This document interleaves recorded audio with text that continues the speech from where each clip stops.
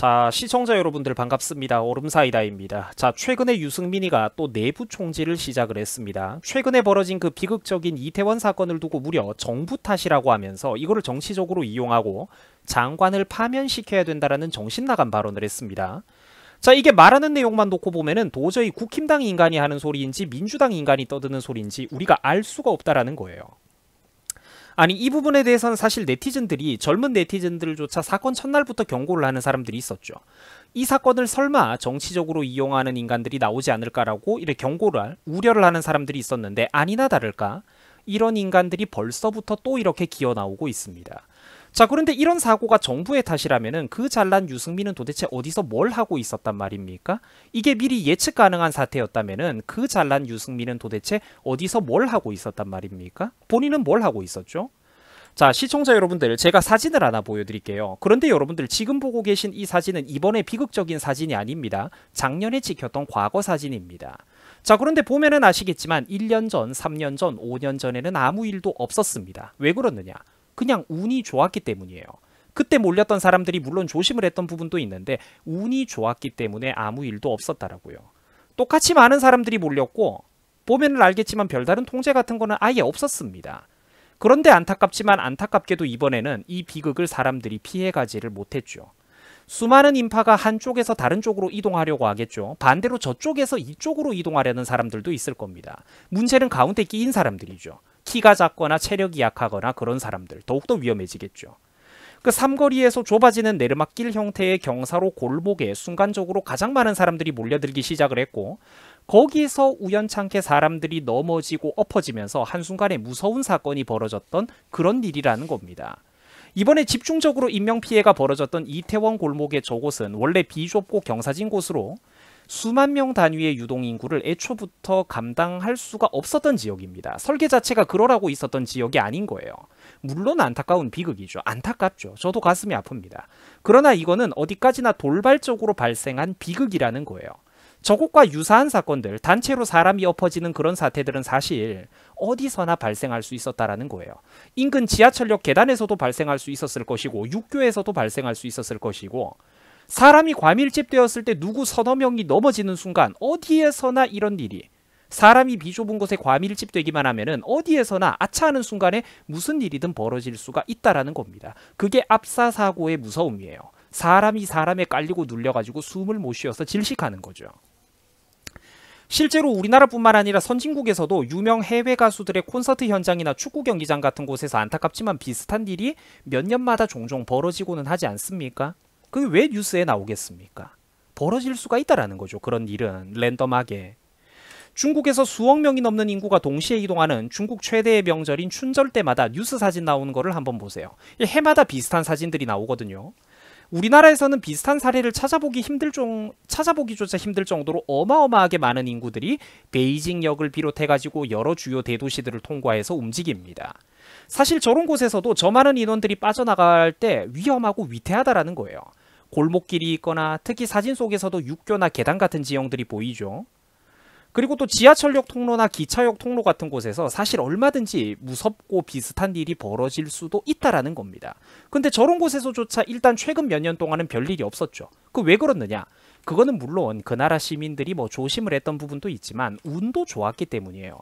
이거는 랜덤 그 자체란 말이야. 내가 균형을 잘 잡고 젊은 사람이고 걸음을 똑바로 잘 걸어도 뒤에서 누군가가 넘어지면서 밀거나 끌어당기면 뭐 어쩌겠습니까, 그거를? 시민들이 조심을 하는 것도 맞지만 사실은 운이 좋았기 때문에 서로 아무 일도 없었다라는 거예요. 저런 곳이라고 해서 유치원 선생님이 애들을 인솔하듯이 저기에는 무슨 놀이공원 마냥 입장 줄이라도 쳐놓고 일일이 수백 수천 명의 공무원들이 사이사이에 줄을 서가지고 호루라기를 불면서 자, 한 조 보내겠습니다. 다음 조 이렇게 한 타임 쉬었다가 보내고 이런 거를 해가지고 사고가 안 났던 거는 아니라는 거죠. 저렇게 어마어마한 인원들이 어떤 축제나 명절 등의 이유로 몰려들 때 그걸 통제한다라는 거는 현실적으로 불가능하다라는 거예요. 시민들에게 또 다른 불편함을 끼치는 거잖아. 그러니까 우리나라 이태원이 지금까지는 아무 일도 없었듯이, 그러나 이번에는 안타까운 비극이 터졌죠. 이런 곳들도 사실 지금까지는 괜찮았지만 내년에 만약에 무슨 일이 터질지는 누구도 모른다라는 거예요. 한정된 면적의 장소에 과밀집된 어떤 인원들이 평소 설계된 수용량 이상으로 몰려들면은 얼마든지 사고는 발생할 수가 있다라는 겁니다. 제가 하고 싶은 말은 이런 모든 것들이 돌발적이고 불가항력적인 사태라는 거예요. 심지어 우리 이태원 사건 같은 경우에는 사고 당일에는 좌파들의 또 어떤 반정부 시위와 집회가 서울에서 벌어지고 있었죠. 그리고 여기를 또 통제하기 위해서 또 뭐 여기에 반대 목소리를 내기 위해서 또 다른 분들의 집회가 있기도 했고, 그 경찰 인력들이 분산되고 한계치까지 이미 운용이 되고 있었습니다. 만약 그쪽에 있던 인원들을 다 빼왔다가 혹시나 거기서 또 시위대 분들끼리 충돌이 생기고 어떤 인명피해와 재산상의 피해가 났으면은 그때는 그거대로 또 사람들이 뭐라고 하지 않았겠습니까? 정부는 뭐 했냐, 경찰은 뭐 했냐, 뭐라고 하지 않았겠습니까?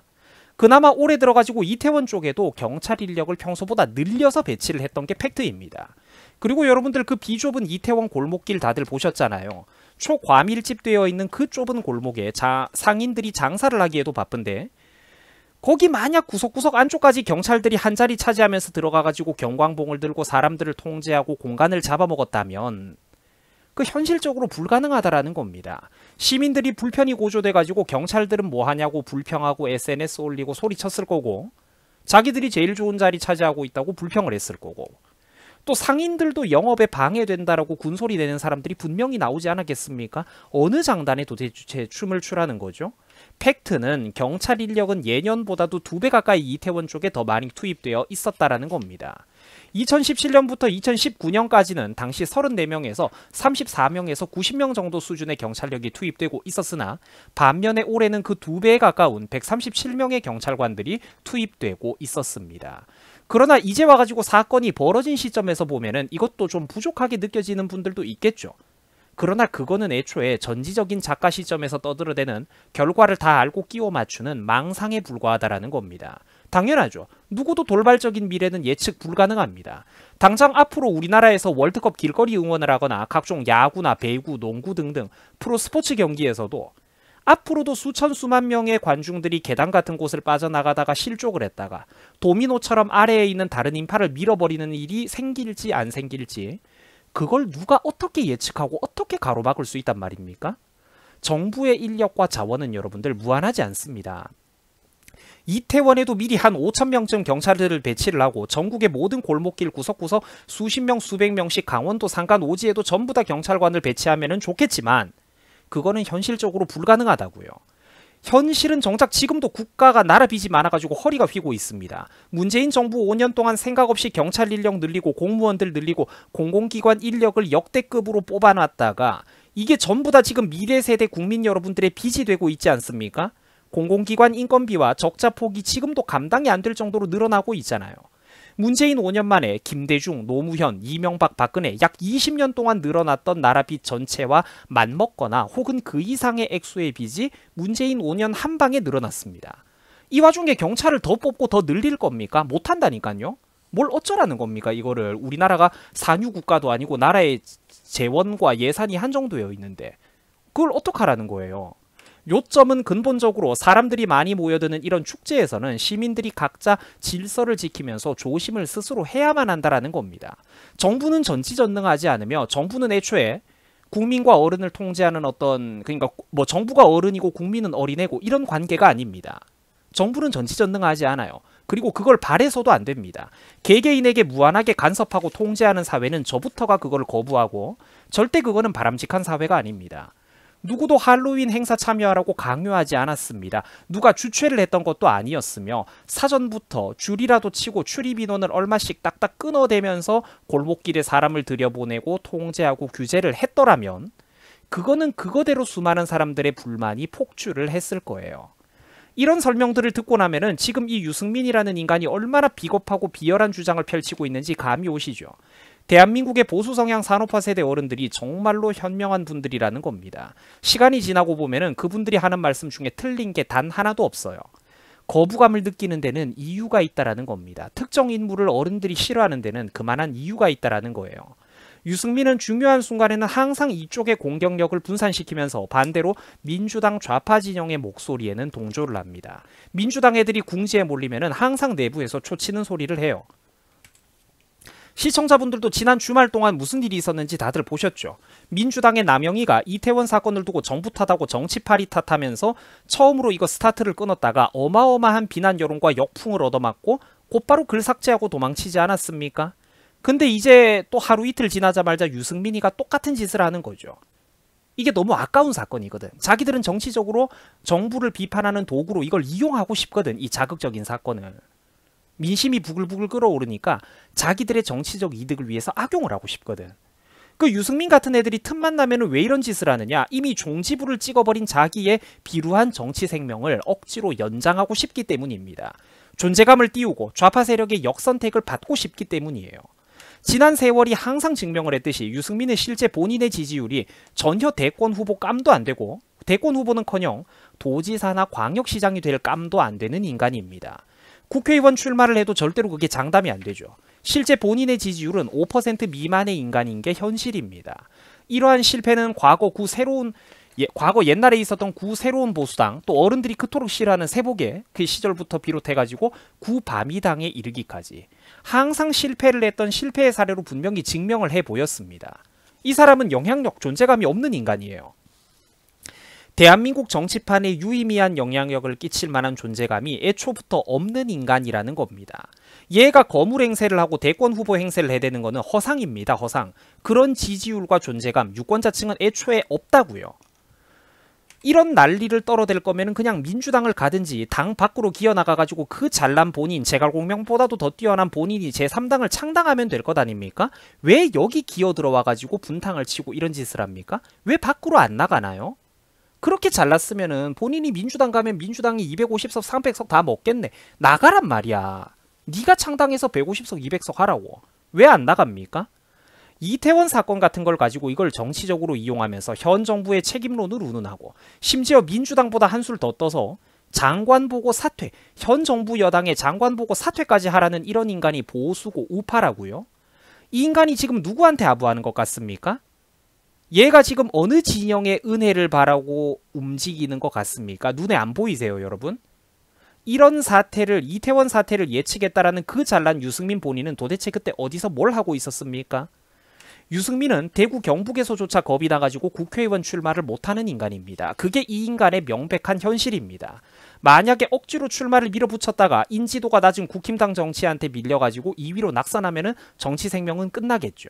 심지어 만약에 그 대구 경북 지역에서조차 민주당 후보한테 밀려가지고 3위로 뒤처지고 낙선할 경우 그때는 그동안 억지로 부풀려왔던 이 인간의 거품 같은 정치 생명이 정말로 끝장이 나겠죠. 그러니까 못 나오는 거예요. 실제 실지지율은 존재하지 않는 인간이니까. 유승민이라든지 이준석 같은 부류가 하는 짓거리들은 항상 이런 식입니다. 우파 진영으로부터 매력을 얻고 국민과 대중들이 잘못된 생각을 하고 있으면은 그 오해를 풀어주면서, 그러니까 좌파가 내거는 성역과 프레임에 맞서 싸우는 게 아니에요. 우파한테 잘 보이려고 하는 게 아니라 좌파한테 잘 보이려고 한다고요. 항상 반대로 그 좌파 세력이 내거는 패권과 그들이 이미 닦아놓은 편리한 거짓된 성역과 프레임 앞에 굽실거리고 고개를 조아립니다. 그걸 반박하고 바로잡을 생각은 애초부터 없어요. 그 간편한 어떤 성역과 프레임에 무임승차를 한다고. 그러면서 586 언론 노조들에게 나를 좀 밀어달라고 구걸을 하는 겁니다. 자기들의 정치 생명을 연장해달라고, 비루하기 그지없는 존재감을 연장시켜달라고 사정사정하는 거예요.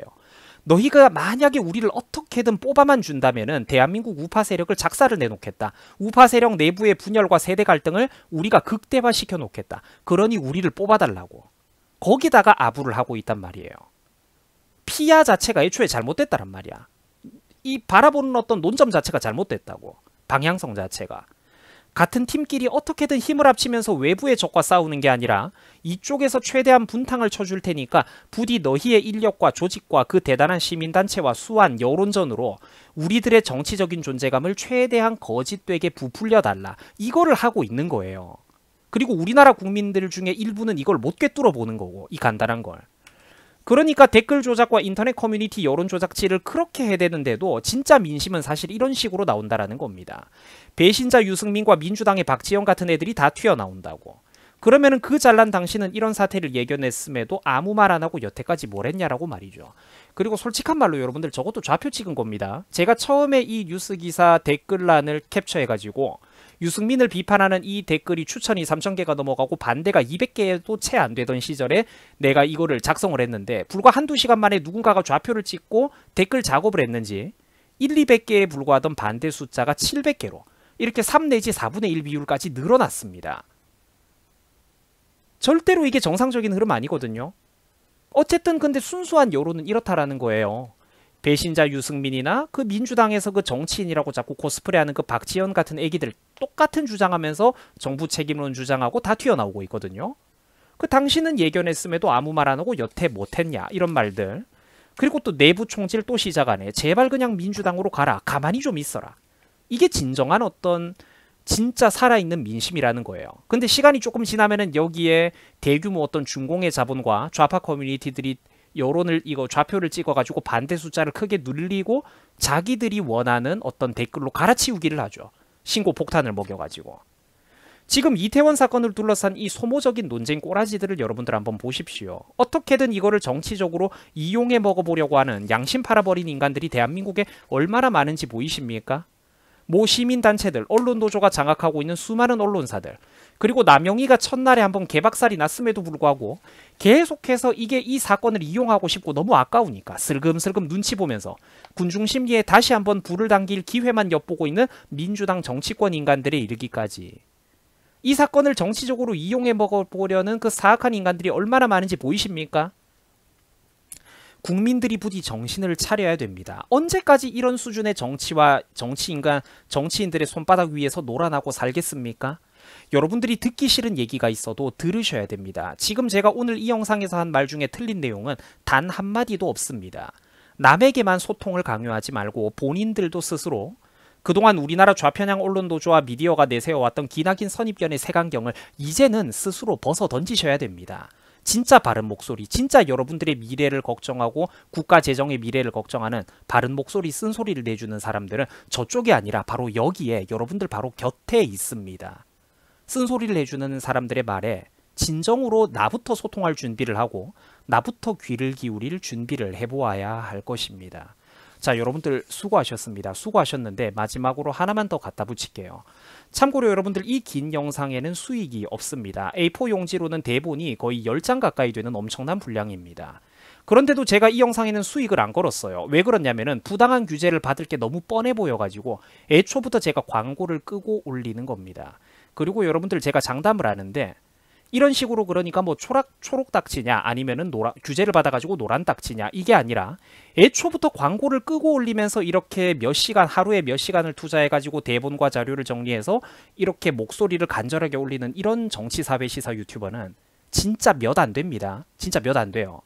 이 영상의 조회수가 1만이 나오든 5만이 나오든 10만이 나오든 나한테 들어오는 게 10원 한 장 없다고요. 근데 나는 이런 거를 왜 하느냐? 국민과 대중들을 일깨우고 싶기 때문입니다.